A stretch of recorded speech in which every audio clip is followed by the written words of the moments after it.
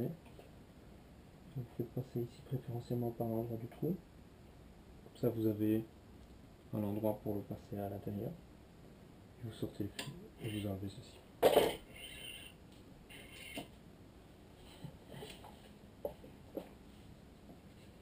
Pour ceci, bien orienter toujours le fil pour qu'il entre facilement, comme ceci, et pas par exemple comme ça, ou même comme ça. Bien se mettre droit. Et ceci peut quand même tourner, ça peut arriver que la raquette tourne, pas que le support sur lequel la raquette est tourne.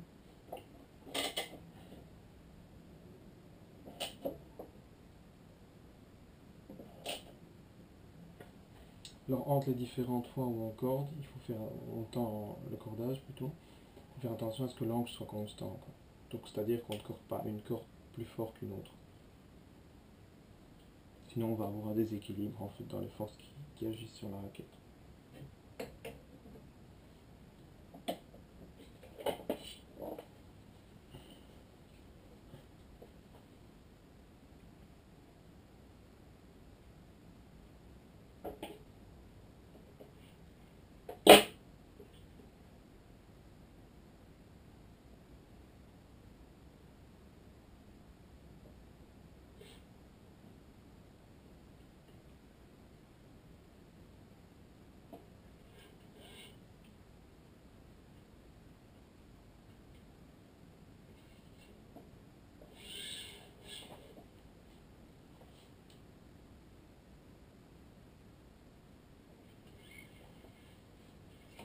Donc on commence tout doucement à arriver vers le dessus.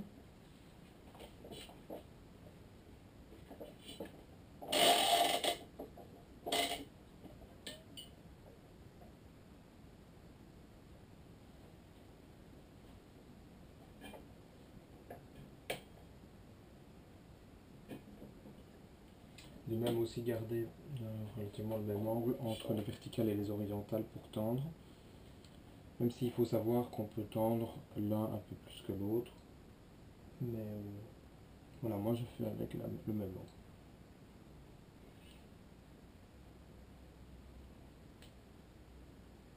Ici j'ai mon bout qui n'est plus très en biais, donc je recoupe.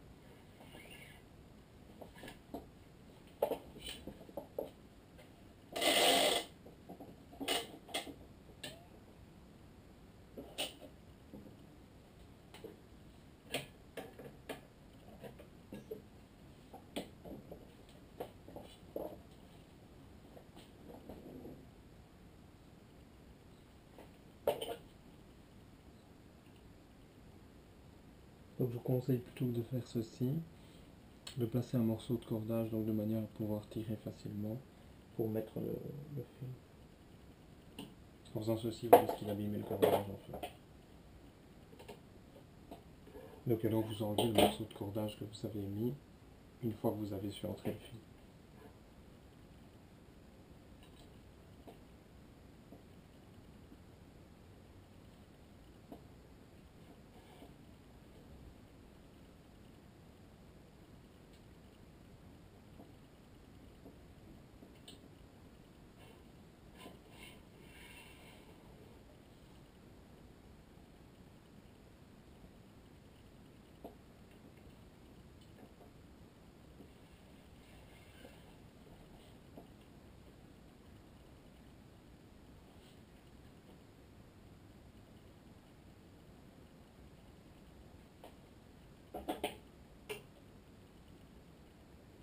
Alors parfois, si vous avez un fil qui bloque mais que vous arrivez déjà à faire passer une petite partie, vous tirez avec la pince la petite partie et ça ira, vous n'aurez pas besoin d'utiliser ni ceci, ni un morceau de fil autour.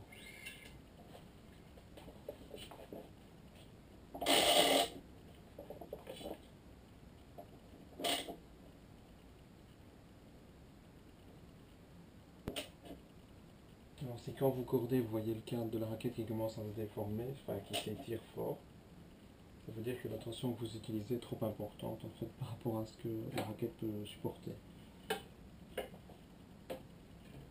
Autrement dit, elle risque de casser.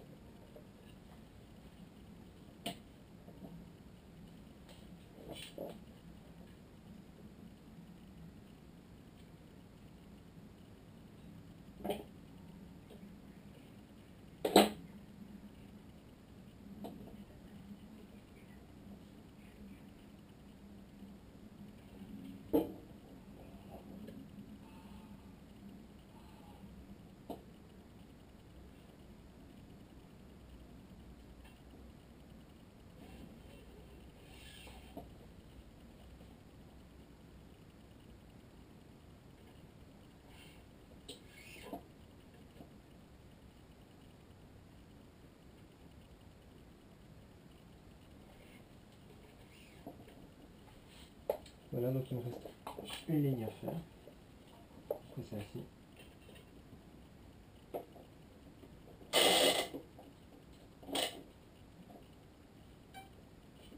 Voilà, donc là vous avez vu le support qui a tourné.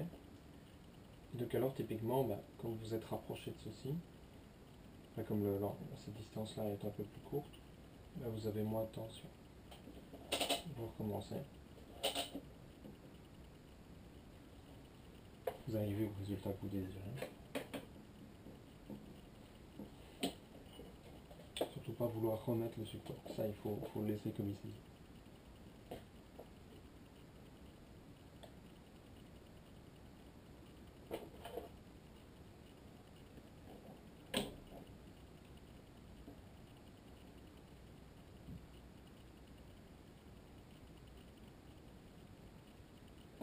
Donc au-dessus, ça commence à devenir un petit peu difficile parce qu'il y a la pince qui vous gêne ici. Vous n'avez plus beaucoup de place. Donc il faut vraiment utiliser ceci.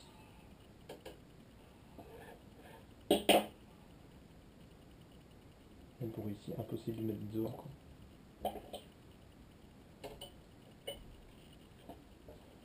Vous allez voir que pour faire une nœud, c'est encore plus difficile.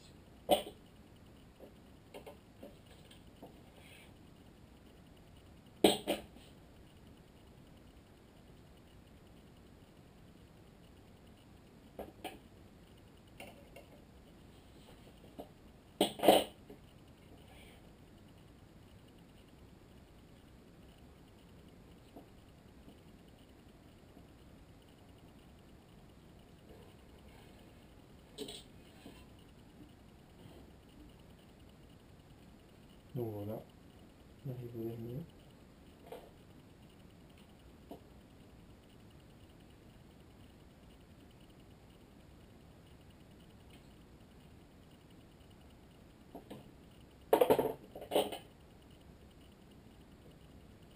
N'hésitez pas à le tirer comme ça avec la pince. Donc en mettant bien ce morceau là. Ces pinces là souvent sont coupantes ici, mais je vous invite à plutôt utiliser la pince coupante pour couper. Voilà, je tends le dernier endroit, le dernier œillet. On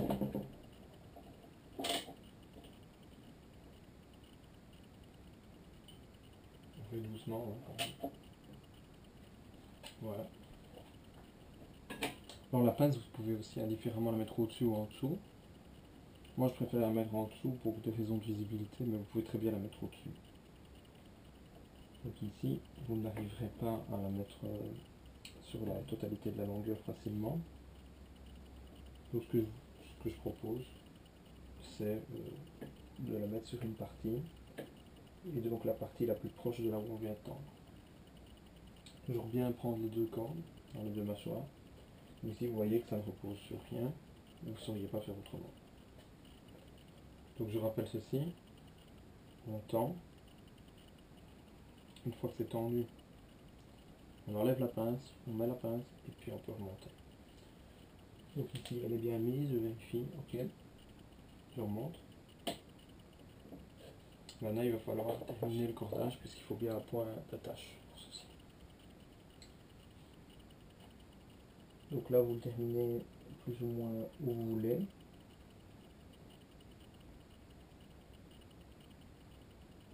Ici on va terminer comme recommandé par le pattern ici en haut, donc au cinquième par exemple.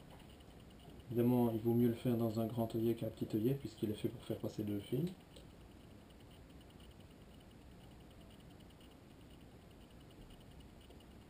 Donc ici comme on a tout ceci en trop, on a de la marge.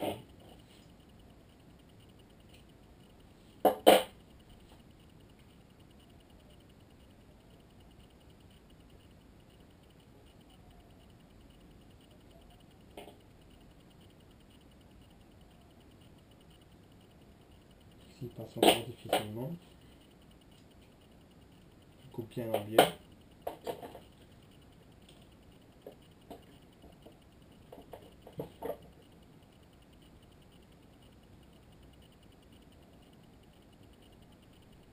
Je l'insère. J'utilise par exemple ceci.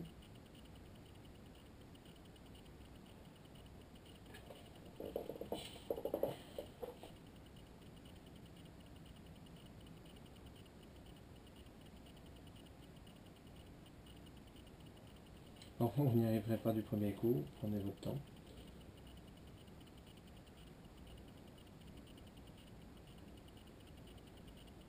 Donc ici toujours pas.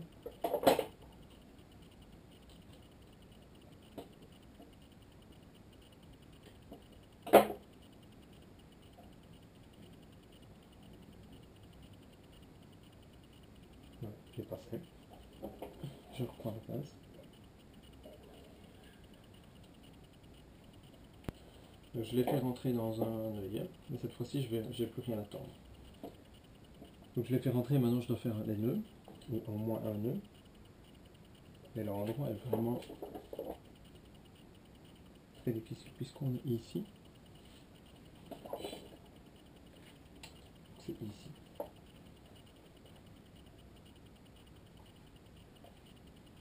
Donc ce que je vais faire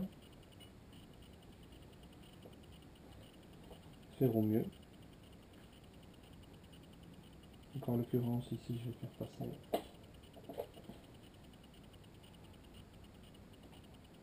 je vais déjà plier ceci un petit peu.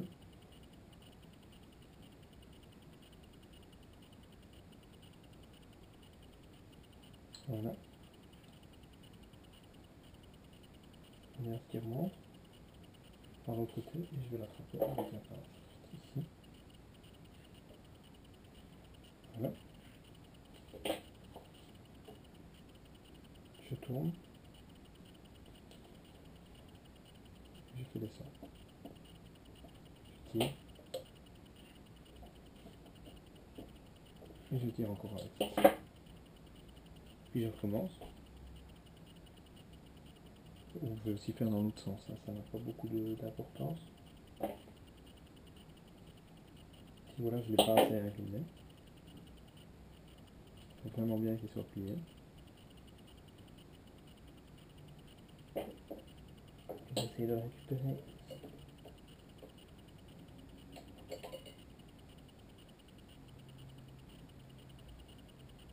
C'est un inconvénient d'avoir mis la pince ici. Vous auriez pu la mettre dans l'autre sens.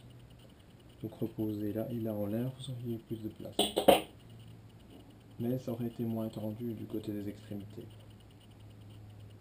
En tendant une extrémité, vous êtes certain que le reste est tendu. Alors que si vous tendez au milieu, ce qui est entre le milieu et l'extrémité ne l'est pas. Ne l'est pas aussi bien. C'est toujours mieux de mettre la pince en amont qu'en aval.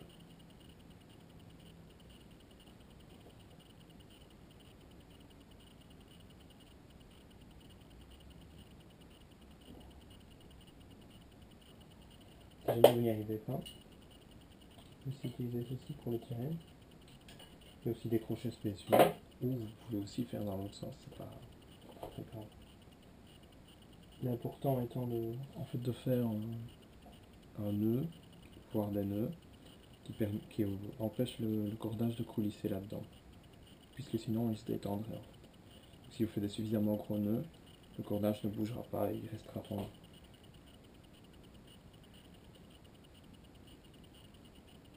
C'est plus facile en l'occurrence comme ceci.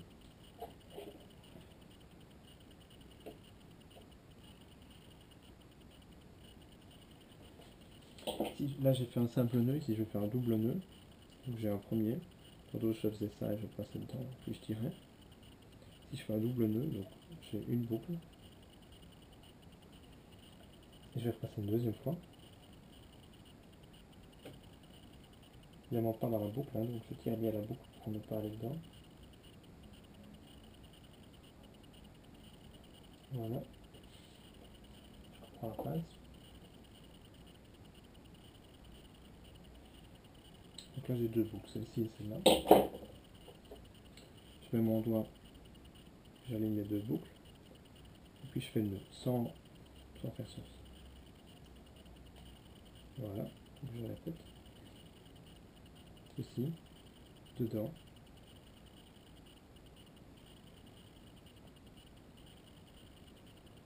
Puis je descends.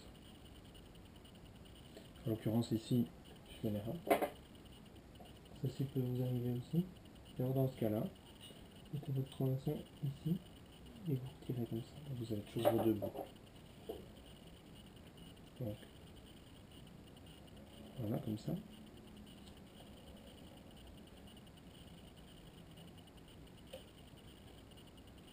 Je vais aussi essayer comme ça. Donc ici, en fait, cette méthode-ci ne fait que tendre une des deux. Donc ben, quand vous avez ces deux boucles-ci, normalement ça marche.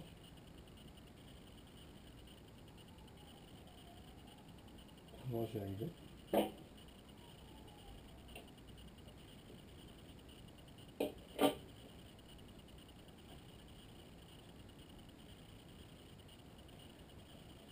Ah, voilà.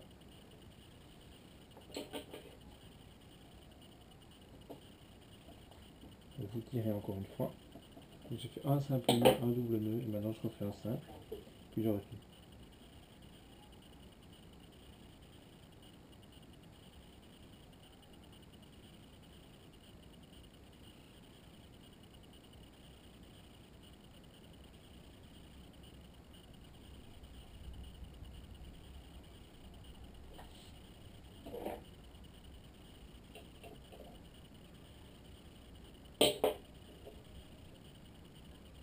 Comme ça, comme j'ai dit tantôt.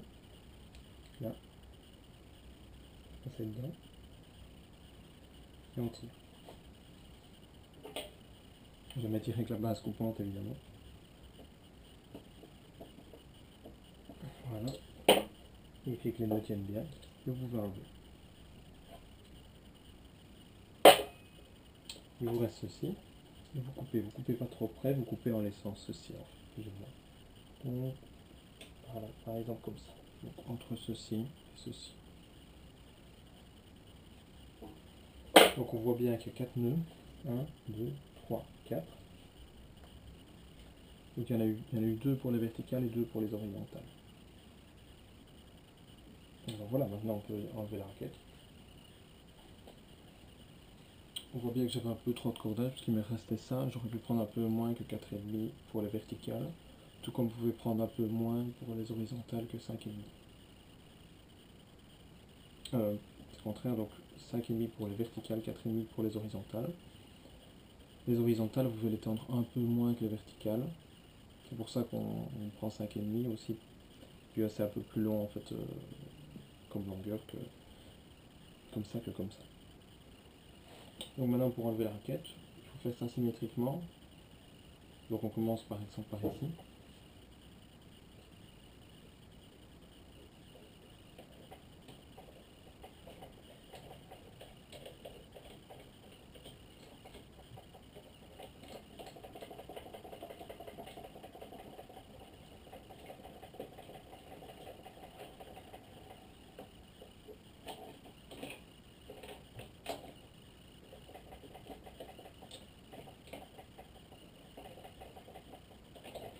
Voilà, vous pouvez enlever la raquette. Et voilà votre raquette cordée. Si vous voulez faire un pochoir, vous prenez un pochoir et vous prenez le marqueur. J'aime bien aussi toujours que les morceaux soient alignés, les lignes soient alignées. Donc avant de l'enlever, je repasse avec ceci. Vous pouvez le faire aussi comme ça en l'air. Ça permet d'avoir des morceaux qui sont relativement alignés. Comme ça, on peut éloigner, vous faites avec les ongles. Voilà.